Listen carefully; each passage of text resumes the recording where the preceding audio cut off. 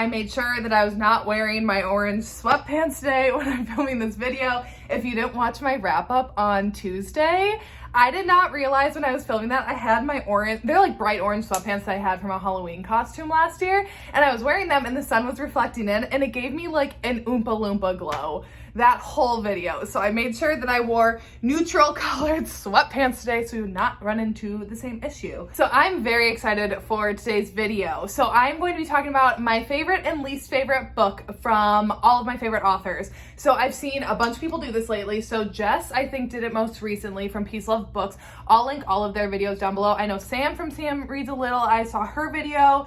Victoria from Victoria Romance Reads, I watched her video doing it. And then Lisa from Remarkably Lisa also did this and I watched her video. So I will have all of them linked down below. So you've got like a whole little playlist to go and check out of this. I love this idea because, you know, when you find an author and you dive into their backlist, there are very few. I mean, granted, so many of these books I still gave like 3 stars. I don't think I have a single thing below 3 stars in all of these lists, but you know, some books are just better than others that you like. So anyways, that's what we're gonna do today. So let's jump in. Let's go first with the author y'all know was gonna be on this list for me, and that is Penelope Douglas. Oh, also I should preface with this, I am not including novellas included in this. So any novellas that these authors have written, I'm not including because automatically I don't really like novellas, so that wouldn't be fair, really, I feel like, in this video, because then all my least favorites would be novellas by any of them. Yeah, so for Penelope Douglas, I quite literally couldn't choose a favorite because I have never rated anything of Penelope Douglas's lower than 4 stars, so I did have to choose 2 for my favorites.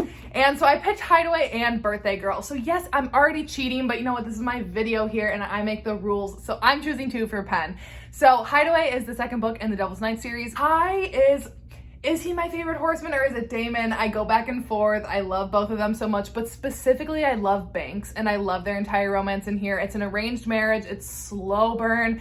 The reveals that happen in here, like I love the plot. I truly love everything about this book. I have not a single complaint. So many scenes that live rent-free in my head, and Kai and Banks are just like the true power couple.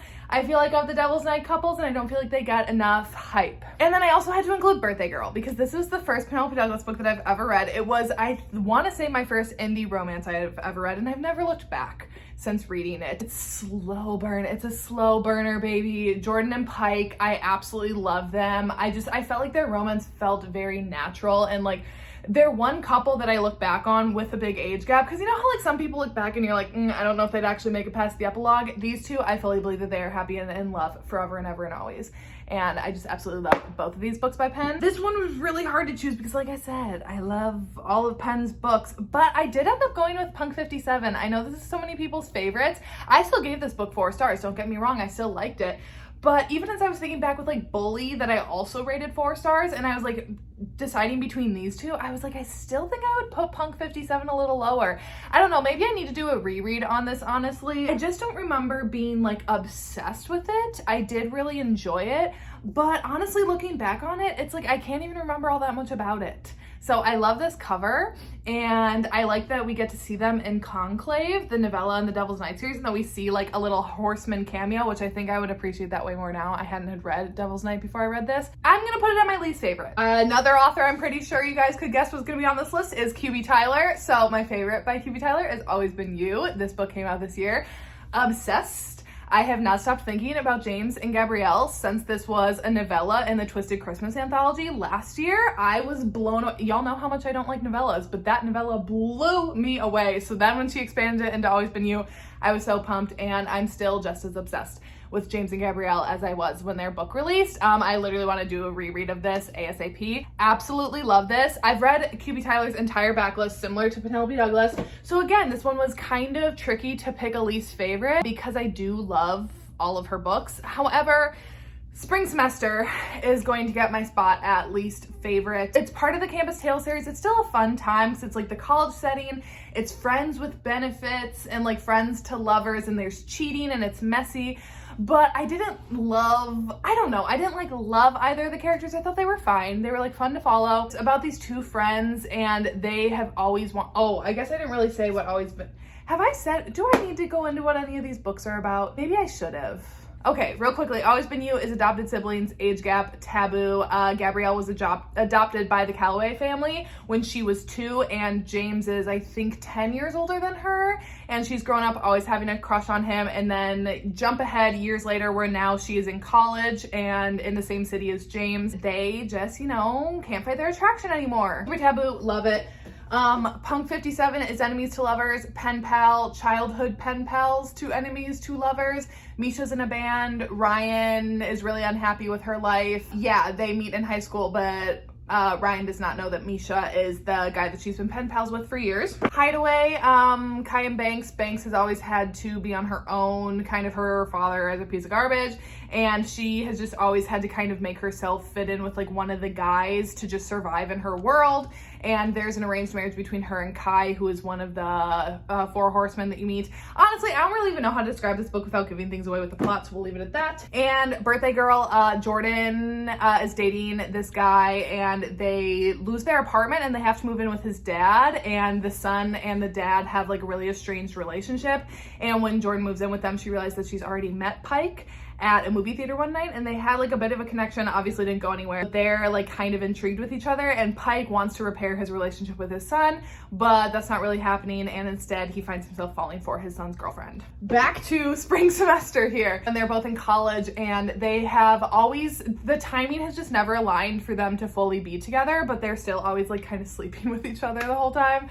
And they finally decide like, hey, let's go ahead and finally make this work and be together. But then literally like the night before or the night after, like he goes out, gets drunk, and hooks up with this one girl, and then all of a sudden she's like, hey, I'm pregnant, and throws a whole little wrench in their situation. So yeah, I don't know, it's fine. It's just definitely not my favorite by QB Tyler. Macaulay Smelter. Next up, y'all already know this was coming. My favorite is Sweet Dandelions. This is a standalone. It's guidance counselor and student, age gap, forbidden, slow burn, character-driven story. Heavy emphasis on mental health. Danny was in a school shooting at her last school where she was shot and injured, and her mother was shot and killed. So now she, after taking a year off to rehabilitate, she's going back to finish her senior year. There, she meets with Lachlan, the school's guidance counselor, every single day to just try to work through her trauma, because while she's rehabilitated mostly physically, she still just is not okay mentally. And they work through that trauma together, and absolutely love it. This is like such a beautiful book. I literally have like 0 complaints about this book. If you know me, you know. However, my least favorite that I've read by Macaulay Smelter is another student teacher one. So you would maybe be surprised by that, but that's Say When. So this one is a college professor and student. I honestly don't really even know a lot about the plot, because here's the thing with it, I was bored for the vast majority of it. Again, I still gave this one 3 stars. Like, it wasn't bad by any means, it was just not for me. I remember finding the heroine really unlikable. The heroine's roommate has OCD, and you know, would like be checking the locks or flipping the lights or switches, just like different tics like that. And the heroine would always be annoyed. And I was like, then frankly, don't be roommates with her if you're just gonna be like a bitch about it. I don't know, I really didn't like the heroine, but it's her relationship with her photography professor, I think it is. And they're also neighbors, are they maybe? And there's not really much like plot. It's very like character driven, which like with Sweet Dandelion really worked. With this one, when I didn't really like either of the characters, it didn't really work as much for me. Next up, Sergey Moss. I've read her entire backlist, except for the one like Catwoman book or whatever. But all of her series I've read. And then once again, I couldn't pick a favorite, so I'm cheating. I have 2, it's hard to hold this one because I recently reread these and I went through and like tabbed a bunch of stuff. I need to do that with this book as well. But these 2 are my faves. Empire of Storms is book 5 in the Throne of Glass series. I love the Throne of Glass series with my whole heart and soul, and this book is truly incredible. It's thick, but it does not feel that way. Every single moment is jam-packed with action, character development, plot development, so much good stuff. I love all of these characters. The ending of this had my anxiety just going so high. I literally have 0 complaints about this book. And also, you finally see 2 of my favorite characters in this one coming together and interacting. I can't really say who, but if you know, you know. I mean, I literally named my cat after one of them, so if you know, you know. Literally love this book so much. And the other one is A Court of Wings and Ruin. It's the 3rd book in the ACOTAR series. I absolutely love this book. I love the beginning of it when Feyre is not in her home. Again, I can't really say anything plot-wise, but then when she's returned to her home, I love the battle sequences in it. I love all the characters in it. I love everything about this book. My least favorite of hers is A Court of Frost and Starlight. This is it's not technically a novella, so I'm including it, but it's like the 3.5 book in the ACOTAR series. It comes after Wings and Ruin. It's kind of like a bridge between this and then A Court of Silver Flames. And it's just basically like a Hallmark Christmas movie, but in a book. And I just don't care. I don't need to see them happy and celebrating Christmas together, to be honest. I love the cover, but it itself I don't care about. Okay, next author, I'm like, I went back and forth on even if I should include her or not, because she only has one series that I've read, but I'm like literally obsessed. They were both on the first 2 books were on my top 10 of last year. The last 2 books are going to be on my top 10 of this year, and that's Anna Huang. So I'm including her. She has the Twisted series, and my favorite of that is Twisted Hate. It's the 3rd book. It's Josh and Jules. It's best friends, brother, enemies to lovers, true hate to love. Like they absolutely hate each other. Enemies with benefits, goodness. So Josh is a doctor and he's looking for a way to kind of blow off some steam, and Jules is in law school and she's also looking for a way to blow off steam, and they both don't have time for relationships, but they both are attracted to each other even if they hate each other, and they're like, hey, let's start a little arrangement, but like no feelings, no going outside of our little activities. But of course, that doesn't work for them. And it's so good. I loved this book. I almost picked Twisted Love, but I don't know. I do think Twisted Hate is my favorite. I need a full reread of them all, but. And so technically, I've only read this series from her. I gave them all 5 stars. So like, yes, this is a 5-star read, but I do think it's my least favorite in the series. And this is Christian and Stella's book. Stella is an influencer whose like numbers are just kind of like stagnant. She needs a little boost in her profile. And Christian is a powerful billionaire, and he needs a woman to kind of help him have like a little bit of a better image with some of his business partners. So they strike up a little deal to kind of help each other out, where Stella can be with Christian at these events, make him look better, and Christian can be on Stella's social media, no like face, but like just like alluding to the fact that she has a boyfriend, and her numbers skyrocket. And it goes from there. There's a lot more to this book. I don't know what it was about this one that I put it a little lower than the others, even though it got 5 stars. But yeah, I'd say this is my least favorite out of the series. And I know Anna Huang has other series. She has like a YA series, I think. I haven't read that, and even though Anna Huang is like a new favorite author for me, I don't plan on reading it. I just don't really care about reading like YA contemporaries anymore. But I know her Kings of Rat, the new standalone that she has coming out, I will definitely be reading. So yeah, I like went back and forth on including her or not, but she's an auto-buy author from me now. So any like adult romance book she's going to write, I'm going to read. So I included her in here anyways. Next up, we have B. Celeste. Slowly but surely making my way through her backlist. I've maybe read about half of her book so far, and my favorite that I found is The Truth About Tomorrow. It's the 2nd book in the Truth About something duet. This one is a huge age gap, guardian ward and dad's best friend, like an adopted uncle. Like absolutely no blood relation going on here, but he is her adopted uncle. Definitely the most taboo of B. Celeste's, but I absolutely love it, and it's a slow burner, and oh, they like really fight it. They fight it so good, but obviously the attraction wins out. And my least favorite from B. Celeste is a recent read of mine, and it's kind of like the more that I've sat on it, the more that I'm like, I don't know if I like loved it that much. I still gave it 4 stars, and I would still stick with 4 stars, but Into the Clearwater by B. Celeste. So this one is a whole shit ton of tropes. What is it? It's like single parent, but she's like the guardian. It's not her biological child. Roommates, friends with benefits, professor, student, brother's best friend. Our heroine in this one, when her best friend died, she got custody of his daughter, and she has just really been trying to do what she can to make sure that she's providing for this child while also finishing school. And she has a roommate who's a tattoo artist, and they have a little benefits situation, but it doesn't go beyond that. And then when she starts going to school, she needs like work hours, to get her degree because she's working to be a teacher. And one of her professors offers to let her be his TA. And that's who like the love triangle is with. And he is also her brother's best friend. My thing with this one, it was just kind of slow. It's very much character driven as well, which I do love. But for this one, I don't know. It just like, I don't know. It's my least favorite looking back on her whole backlist. Next up, we got Gianna Darling. So both my favorite and least favorite come from the same series. So my favorite is Inked in Lies. This is Nova and Lila's book. This is the 5th book in the Fallen Men series. So this one is brother's best friend, motorcycle club, age gap. Yeah, is it also kind of like, no, they're not officially step siblings, but like Nova's family takes in Lila and her brother when she's younger because Lila's parents has a whole situation. Anyways, it's their romance, and truly these two are just absolute soulmates. Like, it's a long book and it takes them a while to get to where they're in a good spot. But oh, just like the tension and the angst between them, because you know they need to be together, but it's like you're just waiting for them to kind of like come to the realization that they just need to be together.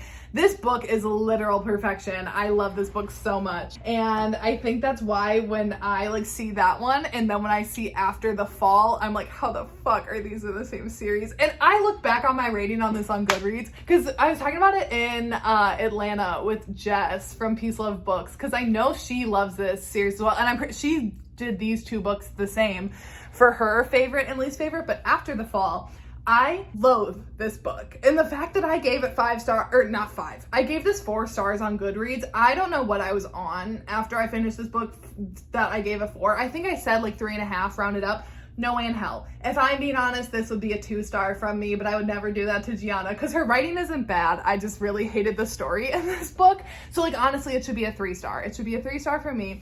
Here's the thing, this is the 2nd book following King and Cress, and I can't give anything away about it. I know I've ranted about this book before, and I think I like said everything, like I spilled everything about this book, but there's a plot line in here that I was like, holy shit, she's going there. She's doing this. And that would have been 5 stars. I was obsessed with the fact that Gianna Darling went there. But then she's like, nope, JK, I take it back. No. So this book frustrates me to no end, and there's a reason I don't own it. I own all the other Fallen Men books. I know I will buy it at some point just so I have the full collection because I have the other 5. But this book right here, it just infuriates me. I love you, Gianna, but this book, I wish you would have just been cold-hearted. Lucia Franco. Y'all know I had to include her. My favorite girl. My favorite book from her is Twist. It is the 4th book in the Off Balance series. This is a taboo, age gap, forbidden coach-athlete romance between Rhea, who is an Olympic hopeful gymnast, and Kova, who is her coach. And so obviously by book 4, I can't say anything plot-wise. Just this book truly, it's hitting the tension. It's like almost in a scary movie, you know, when like tension is just like building and building and building. This is like the precipice of all of that tension is this book right here. There's so many things that are coming to light. So many moments where Rhea and Kova just, you almost wonder, like, are they going to get a happily ever after by the end of this series? And truly, this book just has so many memorable moments. I love it with my whole heart and soul. Like, I can't say a negative thing about this book. So here's the hard thing with Lucia Franco, because I've given all of her books that I've read 5 stars. She does have 2 standalones that I don't ever plan on reading. They're both country small town romances, so I will never read those. But the Off Balance series and Hush Hush, like 5, like I can't pick one. So I am cheating a little bit and using a novella for this one, and that is Your Mind Tonight. I still loved this. I gave this 4 stars, and I'm excited. I think she said she was planning on expanding it at some point into a full-length book. But here's the thing with this one, it's just, when I'm comparing it to like Hush Hush and Off Balance, it doesn't compare for me for those. That's why I'm cheating a little bit and using a novella here. When I say novella though, it's still like 200 pages or something. It's still like it's still a longer one. So this one follows Roxy, and she's a Hollywood socialite, and she's trying to break into acting, but she's a huge party girl. She loves partying, and out at the club one night, she meets this one dude, I forgot his name, and they connect, they have a great night. The next morning, she wakes up, she goes to an audition. When she's there, then she meets another dude. They hit it off. He invites him back to his house for some beveraginos, and she realizes that she wants both of them, and it gets a little complicated. Yeah, I would love to see this expanded into more. Like I said, even though it is my least favorite, I still gave it 4 stars and would still highly recommend it. We have Cora Riley. I have been a huge fan of Cora Riley's books for years, and she has my favorite Mafia series of all time. But here's the thing, we'll get into my favorite first, where I can gush. Twisted Pride, it's the 3rd book in the Kimura Chronicles. I love the Kimura Chronicles as a whole. The last 2 books are not my favorite, but the first 4, I could have chosen any one of those, honestly, to be my favorite. And also so many in the Bound by Bound by Blood series, Born in Blood series. Pride, this one is a mafia captive, enemies to lovers romance. Remo is from the Las Vegas Mafia, and in order to get back at the Chicago Mafia for things that happened in earlier books, he decides to kidnap their mafia princess, Serafina, on her wedding day to another man, and he kidnaps her and takes her back to Las Vegas, and it's their romance. It is incredible. Literally not a single complaint about this book. I love the Cora Chronicles so much. However, here's my bone to pick with recent Cora Riley books. She has the Next Generation series, the Sins of the Father series, and these I dislike a lot. I really don't like them, which is very sad to me because I was so excited to see the next generation of kids coming out of this. So this one is the next gen, and it follows Luca and Arya's daughter from the Born in Blood Chronicles, and then a rival MC's heir, whatever. So I read part 1 and part 2. I dislike them both equally. I just happen to only own part 1, so that's why I'm holding part 1 up. I have not even read the 3rd book in this series. I will at some point, but honestly, I'm not jumping at the opportunity to read it. I didn't really like Fragile Longing, which is one of her other most recent standalones, but still is in the same world. Sweet Temptation was fine. But yeah, I'm really disappointed by this series because it's just not the vibe at all. Okay, next up, we have Pam Godwin. Dark Notes is my favorite book that I've ever read from her. It's one of my all-time favorite dark romances, one of my all-time favorite student-teacher romances. This one follows Emmerich and Ivory is a very talented piano student, and she is really working hard to just kind of make it out of her circumstances. She has a really tough home life, a very dark home life, and piano is kind of her way out, and Emmerich is her piano teacher who sees her potential, sees the situation that she's in, and really takes her under his wing, and it's their romance. It has BDSM in it. I loved that dynamic of their relationship. It worked so well. My only complaint about this book is that there's animal violence at the end to her cat, and that was legitimately traumatizing to read, but otherwise 5 out of 5 stars. I love this book so much. And my least favorite book of hers, which again I still gave 4 stars, but it's another student teacher one, and that is Lessons in Sin. So this is a part of the, what is it? Is it the Midnight? What is it? What is this series? It's like it's a bunch of authors have written about different characters in this world. Tinsley Constantine. So like Kay Webster has like one of the other Constantine brothers' stories, whatever. So it's like interconnected, but you could read this as a standalone. You don't need to read the other ones. But Tinsley, she is from a very prominent wealthy family, and her mother is kind of fed up with her antics. So she sends her off to a all Catholic girls boarding school where she meets Father Magnus, and Tinsley is just a brat when she shows up there, and Father Magnus is having none of that, and he is not afraid to make her get in line and what he has to do to enforce that. So it's also like a priest romance. Father Magnus, he is in fact a priest. However, before he became a priest, he was a billionaire. He was a playboy billionaire. So he still has that side to him. He's like, so am I going to keep my vows, or am I going to get with Tinsley? And I think what he's gonna choose. Yeah, still 4 stars, still really enjoyed this one. There are certain scenes where it's like I felt secondhand embarrassment while reading it, and just overall I didn't love Father Magnus as much, and I don't think I loved like Tinsley as much. Like I liked the story, the characters were fine, it just overall is not my favorite. Okay, next up we have Colleen Hoover, Miss Hoover. Colleen Hoover's books with me are either a hit or a miss. I never have one that I'm like neutral on, and the first one that I had of hers that was an absolute hit is It Ends With Us. I'm sure you've heard of this book before. I'm sure you've heard of it, so I don't really need to get into it for the sake of this video. Normally, if it was like a rec video, I'd get into it, but for the sake of this one, I'm gonna keep on moving. But this was the first one that I read from her that absolutely blew me away. 5 stars. I love Lily's story in this. I am excited for It Starts With Us. I don't necessarily feel like I needed it, but I'll be reading it, and I really loved Lily's story, and gave me like a whole new perspective on women in certain situations. It was beautiful. And then the book that I literally don't like at all, November 9th. I can't say a positive thing about this book. I didn't like the hero. I didn't like the heroine. I didn't like the story. I didn't like the twist. I didn't like literally anything about this book. Let's keep moving. That was easy to pick a least favorite. Next up we have Veronica Roth. I love Veronica Roth so much. I will read anything that she writes. She has a new book coming out that I will definitely be reading. And it was hard to pick, but my favorite by her is Carve the Mark. This is the first book in a duology. It's a YA fantasy. I literally love this so much. I love Syra and Akos. Those are our two main characters in this. Their families are enemies, and Syra's brother is the leader of her side's people, and he uses her as a weapon, so everyone has a gift. Is that what they call it? Do they call it a gift? Current gift.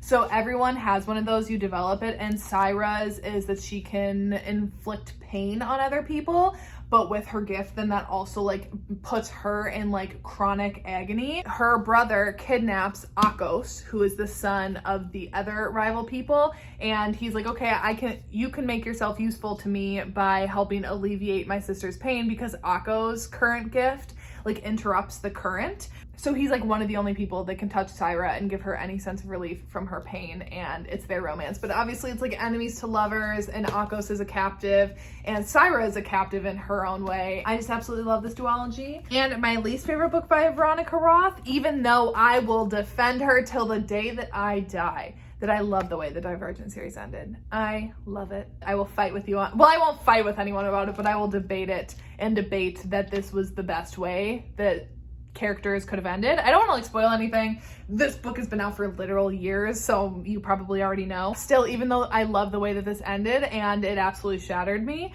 this still is my least favorite book in that series and that I've read by her. I think I still gave this book 4 or 5 stars. Probably 4, I think. I don't know, it's been so long since I've read it. But yeah, I'll defend Veronica Roth on her choices until my final breath. Genora Williams, an author that I have discovered this year, and I'm making my way back through her backlist because I have loved everything that I've read from her. But my favorite is Wanting Mr. Kane. So this one is a dad's best friend, age gap, forbidden romance. Candy has grown up always having a crush on her dad's best friend, Quentin. And when she turns 18, she wants him, he wants her, and she's not going to let him turn her down. Absolutely love it. I love the whole series, but this first book is just, oh, chef's kiss, 5 stars, perfection. My least favorite book by her, still, I gave it 4 stars. I gave it 3.5, rounded up to 4 on Goodreads, is Coach Me. So this one is coach athlete, college, age gap, forbidden romance. My only gripe with this one is that there was just not enough angst between Amber and Torres. Amber is a track runner and Torres is her coach, and they just didn't necessarily like care that they were coach athlete. There wasn't enough angst built up. I don't think it like took them long enough to get together. They just like, it was kind of insta-lovey. Like they saw each other, they liked each other. Even if they had like kind of a bit of like a contentious relationship at first, they still were like attracted to each other, and it didn't take them long to get together. And I just would have liked a little bit more angst, but I still really enjoyed this and still love Genora Williams writing, and I look forward to making my way through her whole backlist. Okay, another new to me author this year that I discovered that I have been loving and making my way through her backlist is Sarah Kate. So my favorite by her is Mercy. It's the 4th book in the Salacious Players Club series. So this one is a dom sub age gap, but reverse. Our heroine is older than our hero, and then it's also best friend's son's romance. So Maggie is part owner of the Salacious Players Club, and she is just kind of struggling with like her direction in her life and what she wants to do, and she decides to get on the Salacious Players Club app to try to get matched with someone that she can kind of like explore herself with. And Bo is Emerson's son, who you meet in the first book. Emerson is another owner in the Salacious Players Club, and Bo has always really like looked down at his dad for what his dad does and like the business that he's in. But on a whim, one night he also decides to download the app, and he ends up getting matched with Maggie, and they get into a little relationship together, and it's a fun time. And I absolutely loved this book so much. I loved Maggie's character. I loved Bo's character. I loved the growth that they both had. I loved their relationship. Literally not a single complaint about this book. Least favorite book that I've read by Sarah Kate so far is Beautiful Sinner. So this one I gave 3.5, rounded up to 4 stars as well. So this one is a priest romance, and it follows our heroine who is on vacation in Scotland, is it? She's on vacation somewhere abroad, and she ends up getting duped out of like her money and stuff, and ends up at this bed and breakfast where they end up taking her in, and she ends up staying and keeping a job there. She's like, she doesn't really have anything to return home to, so she's like, why don't I just go ahead and stay here? And the people who own the bed and breakfast are a brother and sister, and the brother is the priest who ends up being the hero in it. It was fine. There was a 3rd act in here that I absolutely hated, and the more I sat on it, the more I got annoyed with it. Overall, it was like a fine book. But yeah, it just is not my favorite by her. It's not like a super memorable one to me, I guess. And lastly, my last one on here, Fiona Cole. I love Fiona Cole. I'm very, very close to finishing her entire backlist. I think I just have one series by her and then Blame It on the Vodka that I haven't read yet. But my favorite by her is Blame It on the Tequila. This is book 2 in the Blame It on the Alcohol series. This one is a step-sibling rock star second chance romance. So our hero and heroine in this one, their parents got married when they were older. So again, it's not like they like grew up together being step-siblings, and they were both making music together when they were younger, and then something happened and they both went on separate paths. And then now in present day, the hero is really struggling with his band in songwriting, and the heroine is doing really well in songwriting and is brought on board to go on tour with them to help them write this new album. So it's also like forced proximity as well. I absolutely loved this book. I loved both the characters. I loved the plot of it. Just everything about this book worked for me. My least favorite from Fiona Cole is Savior. It's book 3 in the Voyeur series. I still gave this one 3 stars. I still liked it. I still would recommend it. But just like if I'm having to pick a least favorite, it would be Savior. So this one, our hero rescues our heroine from a dangerous situation. Our heroine has a bad home life and she's trying to get some money to kind of get away from that. So she decides to go online and auction herself up on the dark web, and she has someone take her up on it. And when she goes to meet up with this person, the situation kind of goes wrong, and the hero comes in, swoops in, takes her back to his apartment to kind of get her back on her feet a little bit and kind of learn like what led her to doing this. And our hero has a history of trying to save women from trafficking because of a situation that happened with his sisters, and he just really can't help but want to take care of our heroine in this book. There's a lot of things that I liked about this book, but my biggest problem was that the hero was just like he was such a dick. He was so mean, almost to the point where I was like, bro, you really don't have to be that mean. Like, I love a mean hero. Like, obviously, off balance, Kova is a huge asshole, but I feel like he still had his moments where for so long in this book, I was like, this guy just straight up sucks. Yeah, and I thought their relationship just moved a little bit too quickly for me. Like, I would have rather had a little bit of a slower burn for them, but whatever. I still enjoyed it and would still recommend it. So anyways, that is, I don't even know how many that was. I didn't realize how long my list was until I was doing this, and I'm like, wow, I'm talking for a long time. But anyways, that is it for today's video, and I will see you when I see you.